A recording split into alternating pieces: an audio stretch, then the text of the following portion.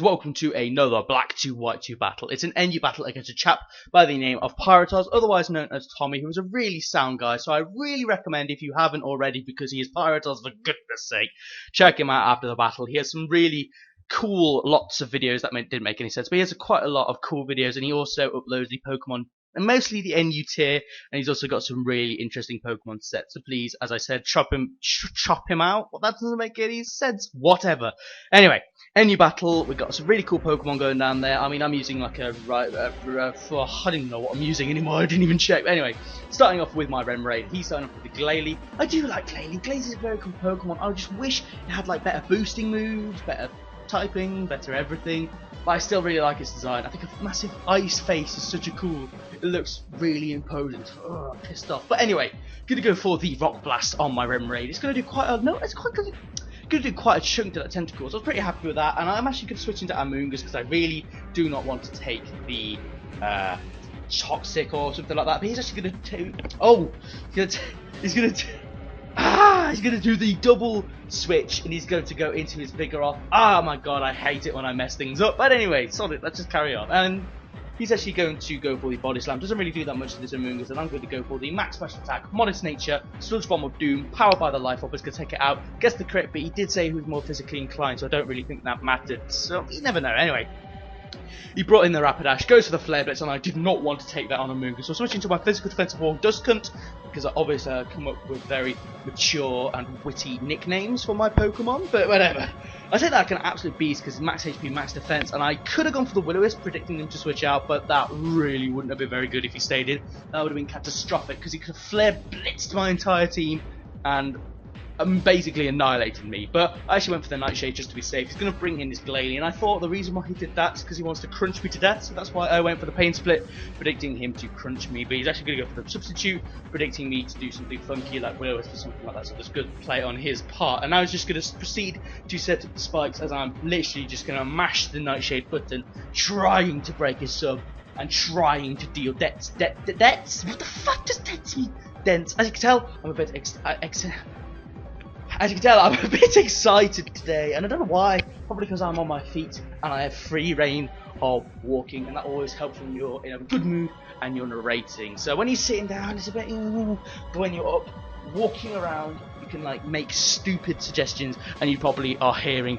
all my moving around on the microphone. Now, I was basically talking nonsense because I was just stalling for time when he's actually going to go for the taunt, probably to stop me from doing something funky, while I'm going to kill him up with another Nightshade. So it's looking very good for me at the minute. So he's going to go into the Tropius, and I really do not want to take a Leech Seed on this thing, so I switch into my Amoonguss, predicting the Leech Seed. However, he is going to go for the Dragon Dance, predicting me to switch, and he knows he's safe from the Will-O-Wisp because he has the Lumberry, which I was kind of thinking he might have, but I actually check later on in the battle, see if he does, and I will talk about that later. So I'm thinking that this is the opportunity to go for a Hidden Power Ice. However, he pulls the fly out of his ass, and I was like, whoa, that got me really by surprise, and I was like, he can learn Aerial Ace, but he was like, well, I know, but Tropius doesn't have the best of options, and it also is good for forcing switches, as it were.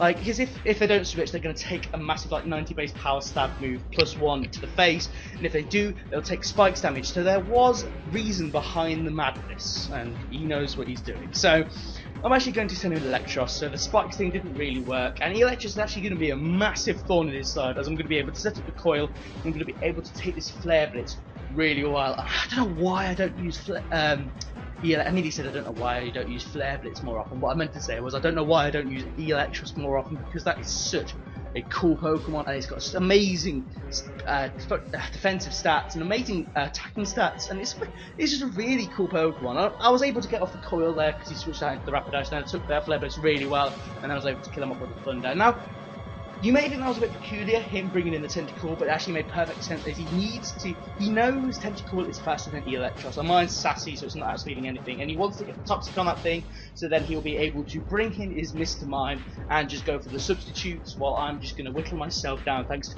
Poison, and that was a very good play on his part, getting rid of the Tentacle, because I don't really think he needs that anymore. So, I am basically just sitting in, just going for the crunches, I'm like, come on!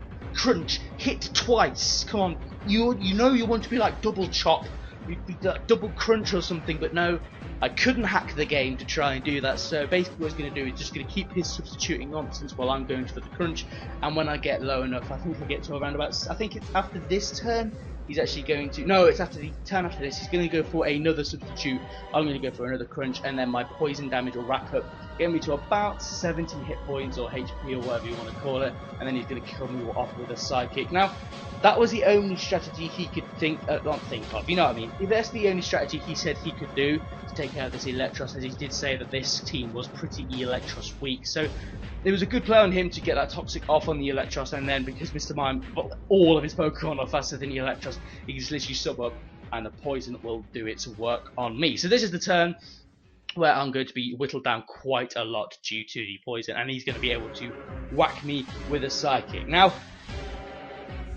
God, I swear I've been talking for like millions of hours straight. It's because of people messing up the narrations, and it's a bit of a pain doing really long narrated battles, but I enjoy it. I'm enjoying it right now, and hopefully you guys are enjoying it as well. Hopefully you're enjoying my madness. But if I was doing a PIP right now, you would be like, what the blazes are you doing, man? But I'm not.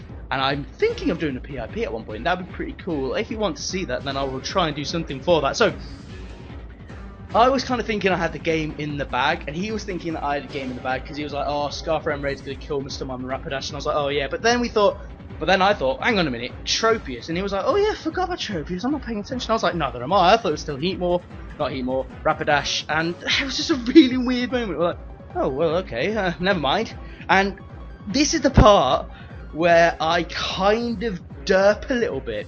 I should have stayed in, gone for Waterfalls, try and get Flinch, and basically try and Flinch hacks him to death. But I actually switched him to Heatmore, completely forgetting that he could go for another Dragon Dance and also go for the Earthquake. And now, this is the bit where I'm thinking, shit, I may have just thrown this game. Because my only choice really is to go into Duskull, and I went for the Nightshade, and I was like, I need to see.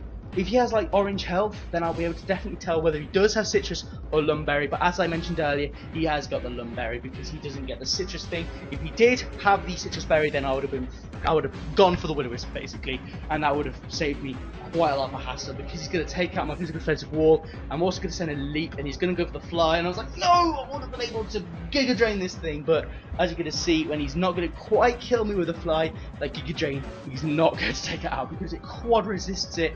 And Lily doesn't really have the best of special attack. It does absolutely nothing. Now, this is the part where I was like really shitting bricks and thinking, I really shouldn't have thrown this game. I should have planned this out and not sent out Heatmore.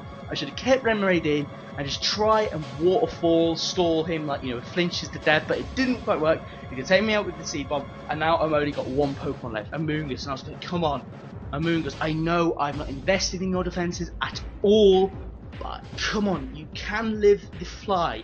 You can live it, come on, I know I haven't invested, you're +3, come on, Amoonguss, live it. He's gonna go for the fly, and he misses, and that, whoo, by the skin of my teeth, I lived that, and I really shouldn't have won that, but I found that a very, very exciting and fun game. Hopefully you guys as well. Thank you everyone for watching. Comment, like, subscribe, and be sure to check out Pyrotoz as well. And yeah, so that was a very fun battle with Pyrotoz, man. Or Tommy. I think we should get a battle in there again at some point. That'd be really cool. So if you all enjoyed, be sure to whack a like, whack a comment, whack a subscription to the channel. And I've already mentioned that before. And I'm basically talking, because that's just how I roll. And hopefully this narration is good for you guys. I tried to make it a little bit more interesting and more lively, because to be honest, for 10 minutes straight or 9 minutes going these Pokemons, it doesn't really work. And well, it could work, but I'm talking absolute nonsense. This is why you don't drink a fuck ton of Coca-Cola before you narrate, because you will get absolutely sugar rush and you will talk nonsense, and I feel like I'm talking absolute bullshit, and I really should press the stop recording. But anyway, before I do that, I'm just going to say one last time, thank you all for watching. Comment, like, subscribe. Remember to comment, like, subscribe to his channel as well, and goodbye everybody!